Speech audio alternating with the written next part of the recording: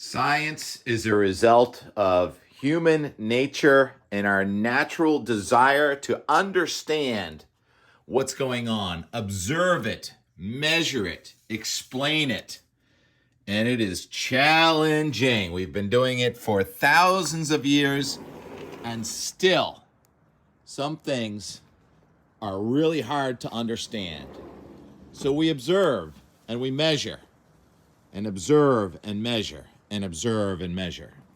Let's observe how much rain fell yesterday. Oh, but we got to go through the ice to get there. Close to 3 inches of water here in South Dennis. Most of that happened late in the day and at night.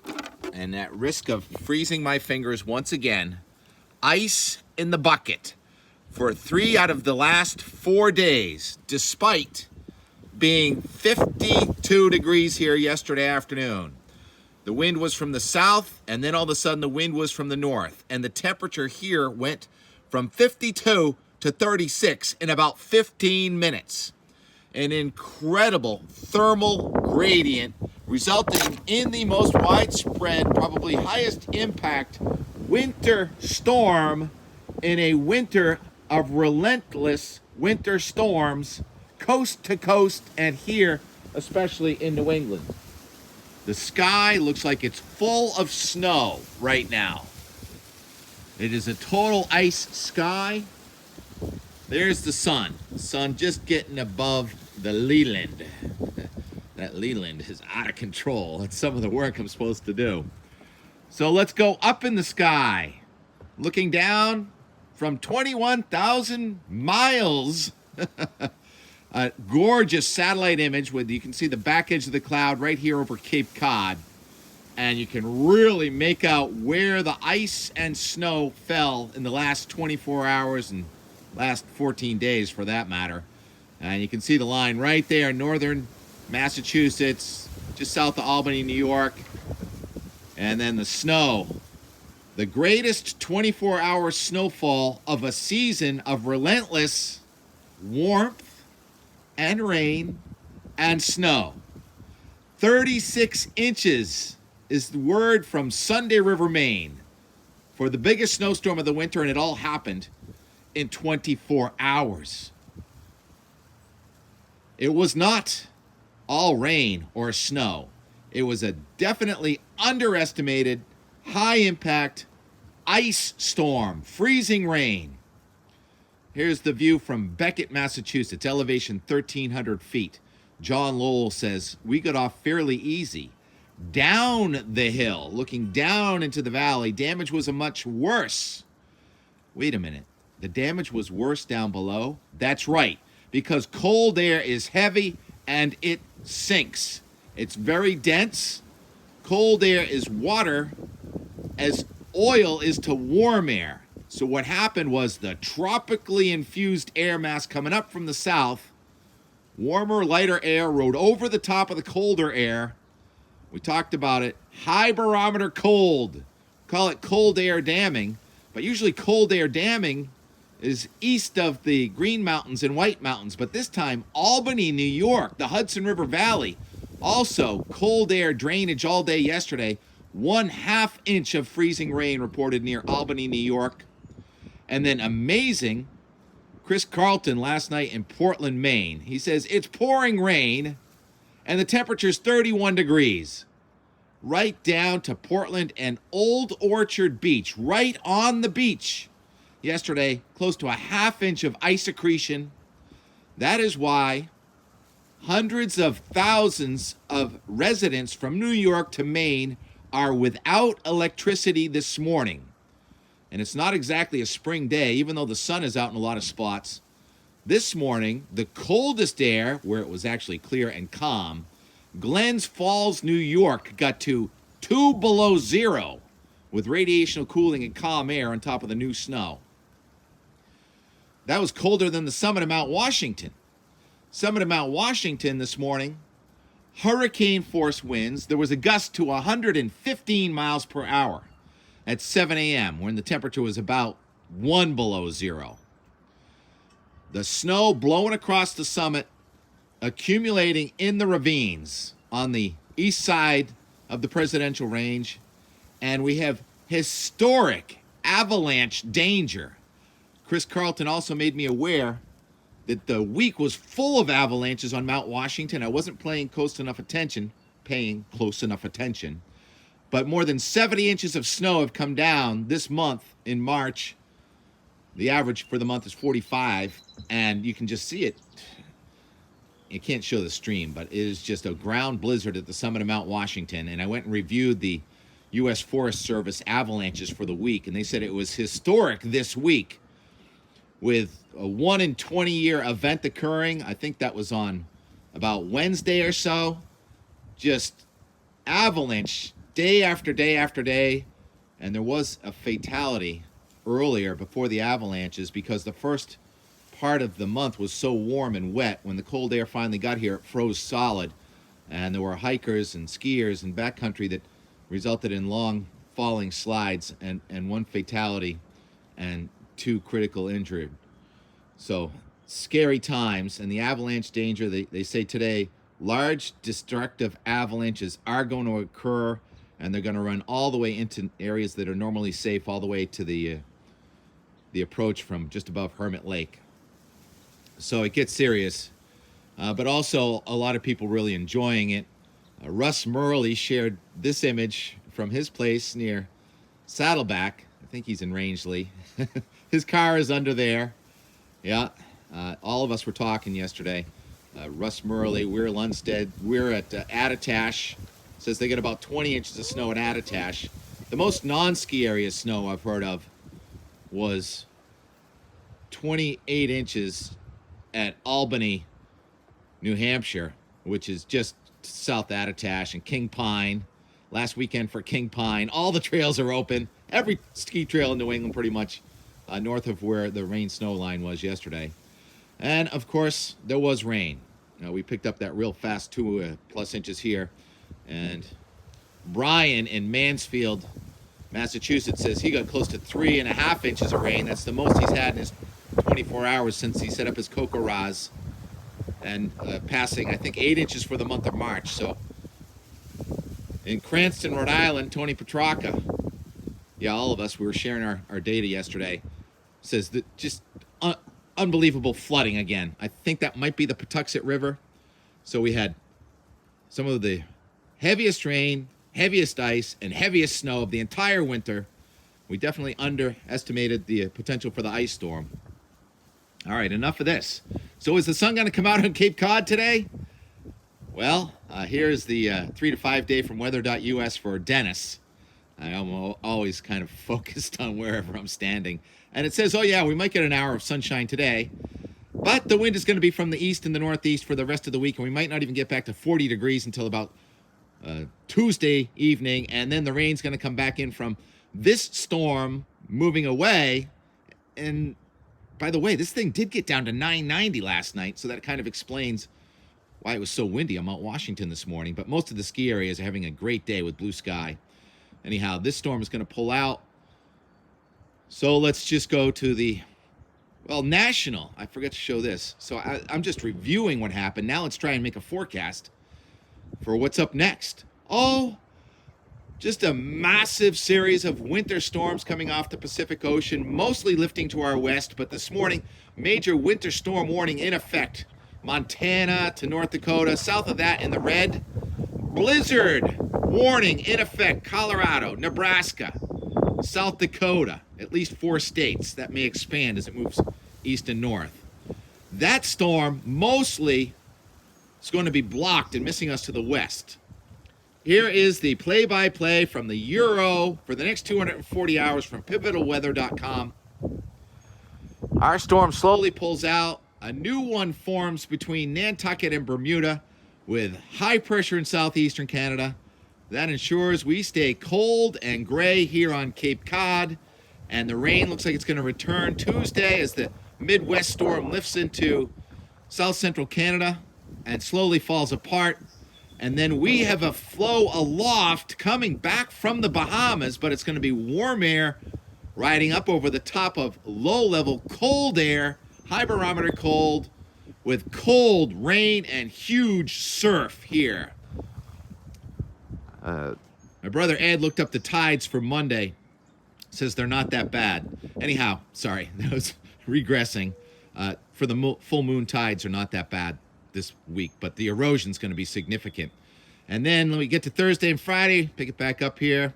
Torrents of rain possible coming north over the top of cold air, and then we may warm it up if we can get the wind to come in from the south Wednesday into Thursday and Friday.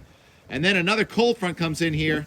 Now we're getting to the last weekend in March. It looks like it's going to go out like a lion with new cold backing in from the north and northeast and a series of waves of low pressure going along and just south of Interstate 90, Interstate 80 with periods of rain and or snow and or ice for Saturday, Sunday into Monday, April Fool's Day, and then it looks still cold to start off April.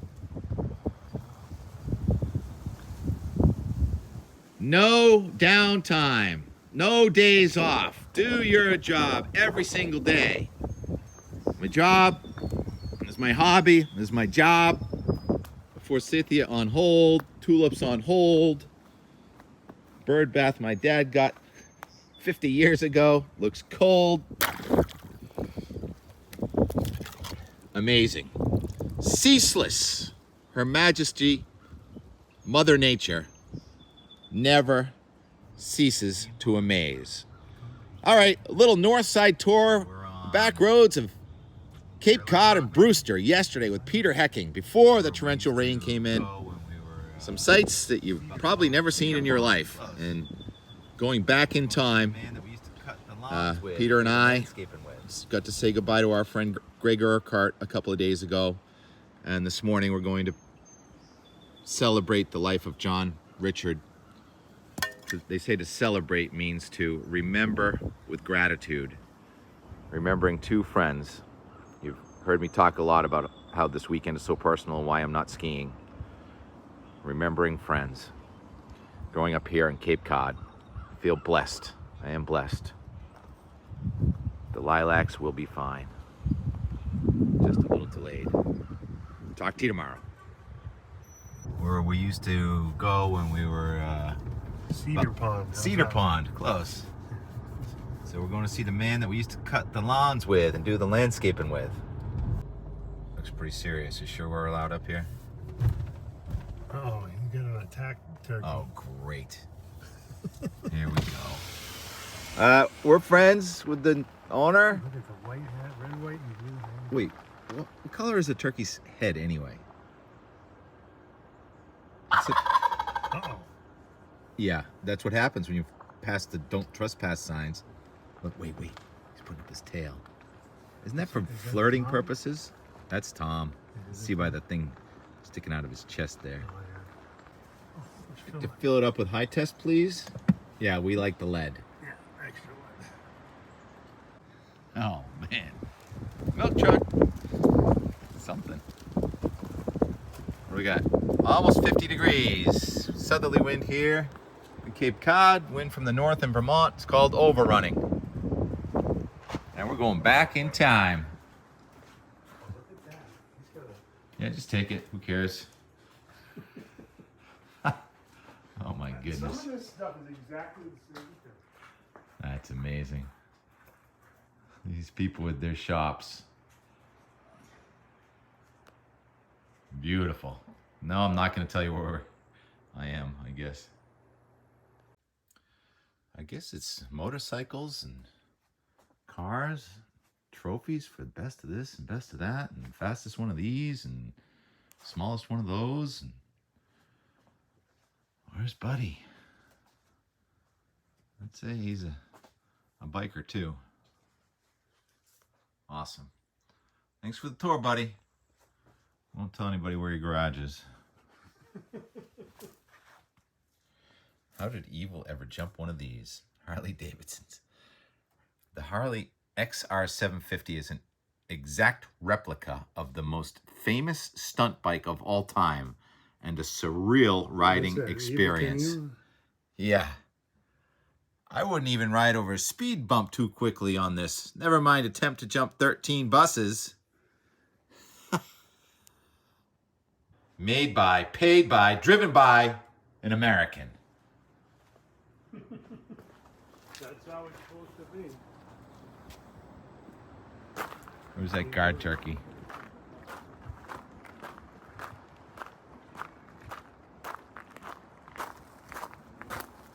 Where'd the guard turkey go? Oh no. It turned into brass. Cojones.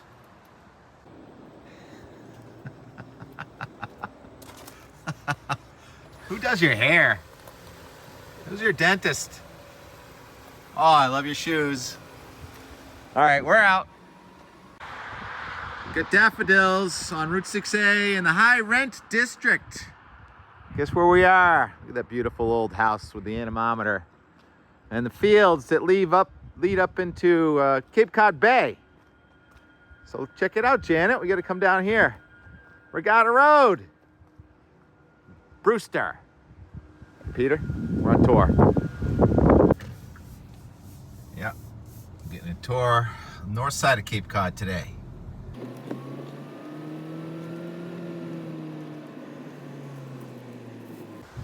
That's one bad hat, Harry.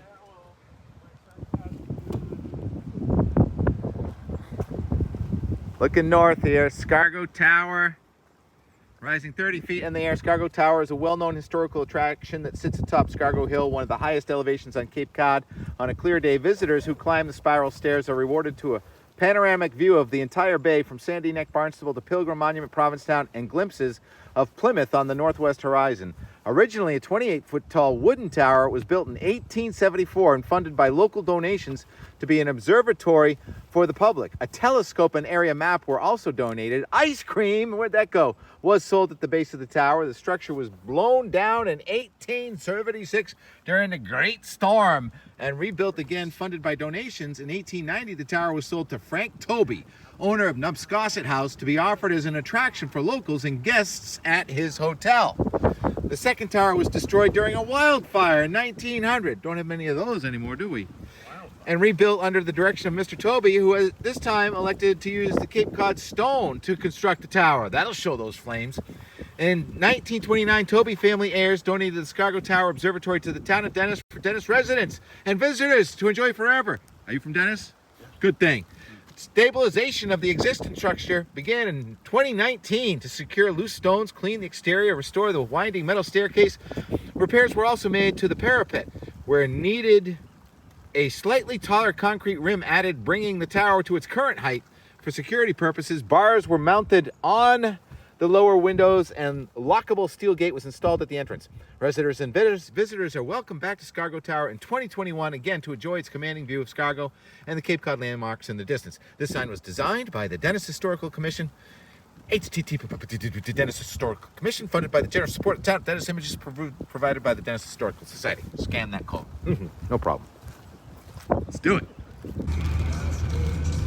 Gregory, Donald, Urquhart. Once you go over Route 6, this is officially the north side of Cape Cod. Now in the rain. 48 degrees. Gonna have to rain pretty hard to get us to 2 inches. I don't think we're at an inch yet. 5:30. Still a few pretty good tropical downpours left.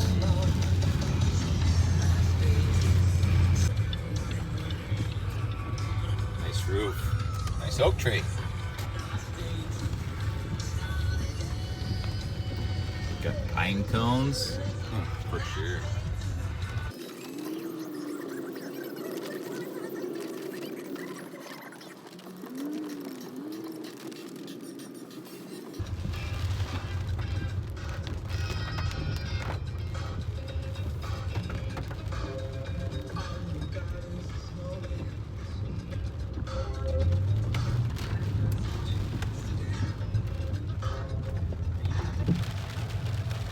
Major flooding, Cranston, Rhode Island, 19 inches of snow, Bartlett, New Hampshire, and potholes filled with water on Robert Arthur Way, the back edge of the third major storm in 2 weeks. It's no 1956 though, is it? Yep, they're still here.